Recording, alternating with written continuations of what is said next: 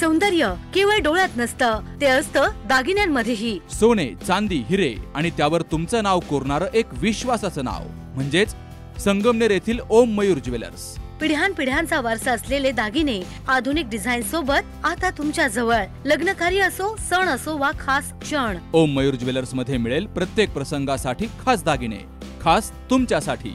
ओम Mayur jewellers म्हणजे तुमच्या सौंदर्याचा हक्काचा दागिना. सुवर्ण बस्त्यासाठी आता कशाला नाशिक पुणे, संगमनेर मध्येच आहे आता नवनवीन दागिने. आजच भेट द्या ओम मयूर ज्वेलर्स, अशोक चौक, संगमनेर, जिल्हा अहिल्यानगर. संपर्क 9372 012 044. सर, जिल्ह्यामध्ये नगरपालिका निवडणुका होत आहेत, आता बैठका तुमच्या सगळीकडे सुरू आहेत. काय परिस्थिती राहील एकदा आघाडीची, आणि सगळ्या ठिकाणी आघाडी म्हणून तुम्ही निवडणुकीला सामोरे जाणार आहात? आम्ही आघाडी म्हणूनच सामोरं जायचं आहे आम्हाला. त्या परिस्थितीत तिथं स्थानिक निर्णय त्यांचे कार्यकर्त्यांनी घ्यावे, पण आघाडी म्हणून घ्यावी ही अपेक्षा आमची आहे. काही झालं तरी आम्ही एकत्र मित्रपक्ष आहोत आणि मित्रपक्ष म्हणूनच आपण पुढे गेलं पाहिजे, हा आमचा प्रयत्न राहणार आहे. तर सगळ्या ठिकाणी आघाडी होईल असं वाटतं, आणि मनसेला पण सोबत घेणार का मग या? नाही, याच्यात आम्ही जे करतो आहोत, आमची आघाडी तर ती महाराष्ट्र विकास आघाडी जी आहे तिथं आहेच आहे, म्हणजे त्याच्या पद्धतीनंच पुढे जातो आहोत. मनसे जर आघाडी बरोबर आली तर त्यासाठी काँग्रेस पक्ष नाही, आज आमची आघाडी जी आहे, जिचं सरकार होतं आमचं 19 साली तयार झाली, ती आघाडी आहे, त्या पद्धतीने आम्ही पुढे जात आहोत. विखे पाटलांनी दावा केलाय की नगर जिल्ह्यातल्या सगळ्या नगरपालिका ज्या आहेत या युतीच्या ताब्यात येतील आणि आघाडीचा. तिथं कोणाला करावं लागतं? दावा केल्याचं आश्चर्य मानायचं काय कारण आहे? तसं बोललं तर बोलावंच लागतं, ते बोललं पाहिजे. आम्ही म्हणणारे आघाडीच्या ताब्यात येणार आहे. शिवाजीराव कर्डिल यांची जागा रिक्त झाली, आता आघाडीची काय भूमिका राहणार आहे की त्यांच्या मुलाला पाठिंबा देणार? महाविकास आघाडी आम्ही आहोत, वरच्या पातळीला तो निर्णय ज्यावेळेस निवडणूक लागेल त्यावेळेस एकत्र बसू आणि निर्णय घेऊ. एकूणच जर पाहिलं, पार्थ पवार यांच्यावर देखील आता आरोप होतोय की 1800 कोटींचा जमीन घोटाळा त्यांनी केलाय, खूप जमीन त्यांनी हे केलंय. अंबादास दानवेंनी आरोप केलाय, कसं पाहताय? नाही, मला त्या बाबतीत काही माहिती नाही. असं काही झालंय हे तुमच्याकडूनच ऐकतोय मी. रोहित पवारांनी आरोप केला की आज अधिवेशनापूर्वी मंत्र्यांचे जे बंगले आहेत त्यांच्यावरती कोट्यावधी रुपयाचा खर्च केला जातो. 8 दिवसासाठी अधिवेशन होतंय. हे खरं आहे की प्रचंड खर्च हा बंगल्यांवर चाललेला आहे. नवीन पद्धतीचं फर्निचर, नवीन पद्धतीची संपूर्ण त्याची दुरुस्त्या ज्या आहेत आणि त्याच्यातून जे तयार करता येते, कोट्यावधी रुपयाचा खर्च चालला आहे. खरं जे दुसऱ्या बाजूला माझा प्रश्न असा आहे की तुम्ही कोट्यावधी रुपये खर्च करता, 5 दिवसाच्या अधिवेशना करता. इकडे शेतकऱ्याची काय अवस्था आहे? आकडे मोठे मोठे 1000 कोटीचे सांगतात. आम्हाला 1000 कोटीचा आकडा सांगू नका.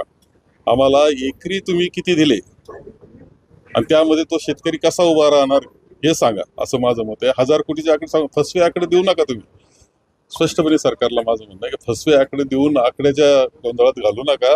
आम्हाला सांगा की एकरी तो शेतकरी पुन्हा त्याचं जे पीक आहे ते मोडलेलं आहे, तिथं कपाशी होती, तिथं सोयाबीन होतं, तिथं ऊस होता, किंवा जमीन खरडून गेलेली आहे, त्याला पुन्हा उभं करायचंय. पहिलं तर ती साफसफाई करावं लागणार आहे.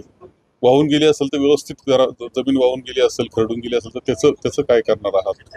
आणि पुन्हा त्याला उभं राहायचंय. तर एकरी सांगितलं पाहिजे की एवढे रुपये आम्ही देऊ.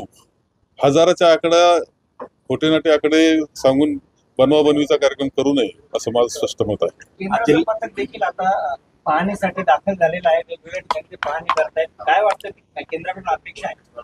पाहणी करा, नाही तर काही करा, लवकर पैसे पाठवा असं आमचं म्हणणं आहे. आणि ते असे असले पाहिजे की तो शेतकरी पुन्हा उभा राहायला पाहिजे. एक तर 2 गोष्टी केल्या पाहिजे. ही मदत तर केलीच पाहिजे, परंतु कर्जमाफीचे जे तुम्ही शब्द दिले, तुम्ही परत आता 30 जून सांगायला सुरुवात केलेली. 31 मार्चला शेतकऱ्यांचं वर्ष संपतंय, आर्थिक वर्ष. तुम्हाला निर्णय दिला पाहिजे, तो अगोदर दिला पाहिजे. निवडणुकीच्या अगोदर दिला तर आणखी आनंद आहे, तुम्हाला फायदा होईल त्याचा. त्या तसा निर्णय कर्जमाफी केली म्हणून, आणि कर्ज उतरून टाका सगळ्यांच्या डोक्यावरचं, 7-12 आमचा आग्रह आहे.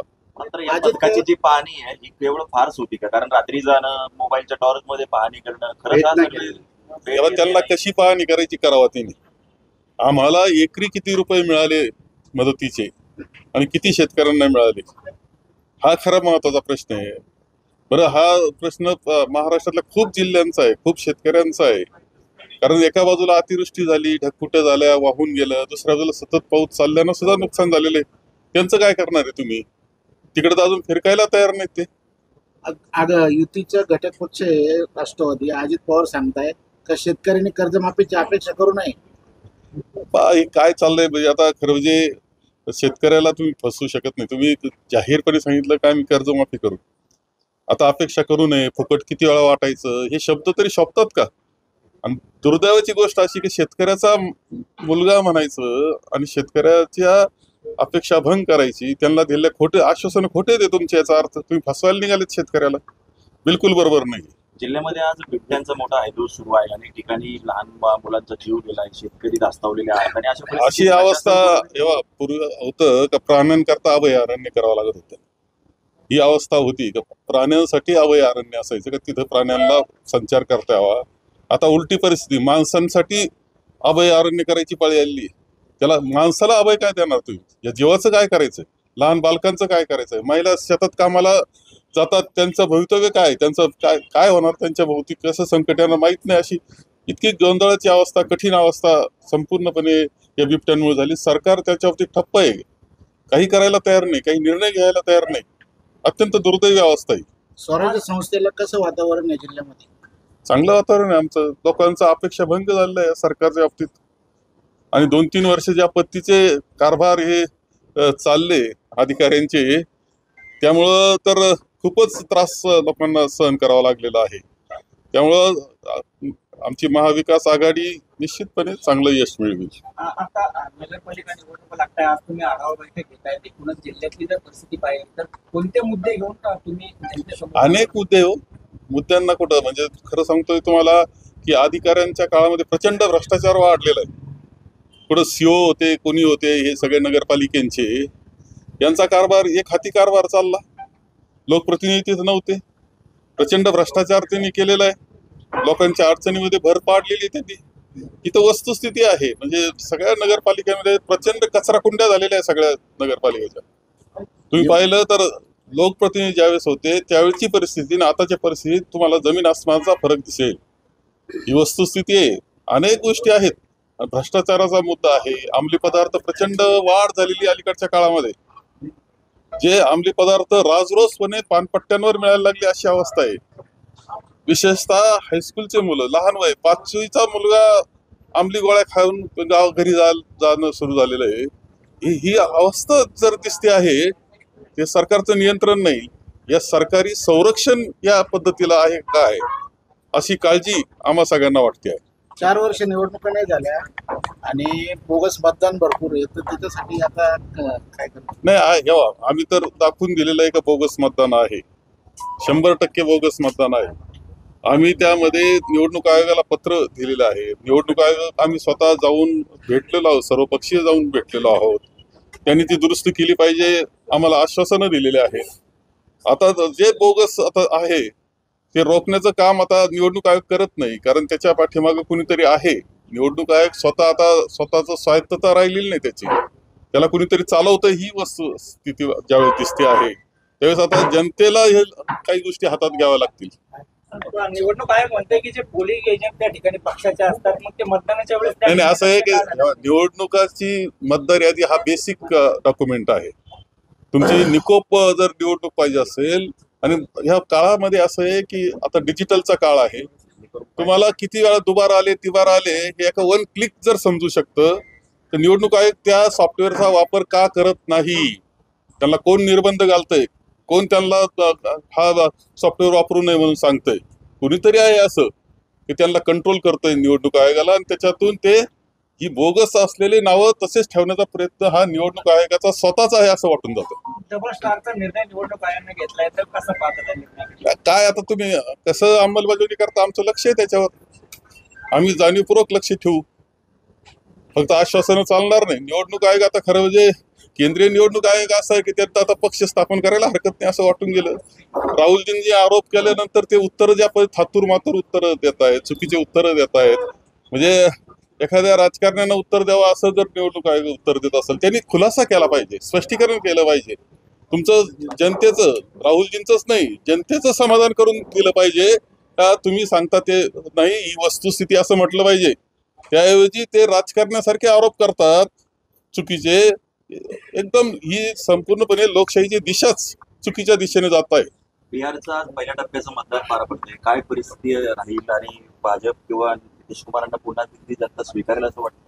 तेव्हा सगळं आता लक्षात येत आहे की भाजप आहे, नितीश कुमार आहे, त्यांचं NDA याच्या विरोधात गेलेत लोक. लोकांना वस्तुस्थिती कळालेली आहे. तुम्हाला लक्षात येईल इथे एक वेगळं आता चित्र उभं राहिलं दिसेल. देशाच्या पुन्हा आता बदलाला सुरुवात झाली, राजकीय बदलाला. काही दिवसामध्ये राज्याचे बदल दिसतील, केंद्राचे बदल तुम्हाला झालेले दिसतील. झाला आहे. जर तो माहितीच नाही तुम्ही काय बोलणार आहे? आरोप झाला तेच माहित नाही. कारेगाव पार्क येथील सरकारच्या कुठं आला कारेगाव पार्क? पुणे जिल्हा कोरेगाव पार्क. आता मला ते कारेगाव माहित नाही, कोरेगाव माहित नाही. 40 एकर जमीन कंपनीच्या नावावर केल्याचा आरोप जो आहे तो करण्यात येतो आहे. पुण्यातील कारेगाव पार्क परिसरातील कोट्यवधी रुपयाची सरकारी जागा हडपल्याचा डाव, सातबाऱ्यामध्ये बदल करत 5 पवारांच्या कंपनीला ही जागा द्यावी. आता याच्यात असं आहे का कोणी केला असेल आरोप तर चौकशी होईल. काळजी करायचं काय कारण आहे? आपण एवढं काय त्याच्यामध्ये? लग्न सोहळा म्हटलं की कन्यादान, कन्यादान म्हटलं की फर्निचर, आणि फर्निचर म्हटलं की साई कमल फर्निचर. आपल्या बजेटमध्ये लग्नाचे पॅकेज उपलब्ध, तसंच कपाट, showcase, bed, dressing, dining, teapoy, sofa set या वस्तूंनी परिपूर्ण सप्तपदी पॅकेज उपलब्ध. याचबरोबर टेबल, खुर्ची, आराम खुर्ची, वॉर्डरोब, डबल बेड तसंच सोफ्याच्या वेगवेगळ्या व्हरायटीज. अर्थात घरासाठी आवश्यक ते सर्व फर्निचर म्हणजेच संगमनेरमधील साई कमल फर्निचर. साई कमल फर्निचर इथं ऑर्डर प्रमाणे सुद्धा फर्निचर तयार करून मिळेल.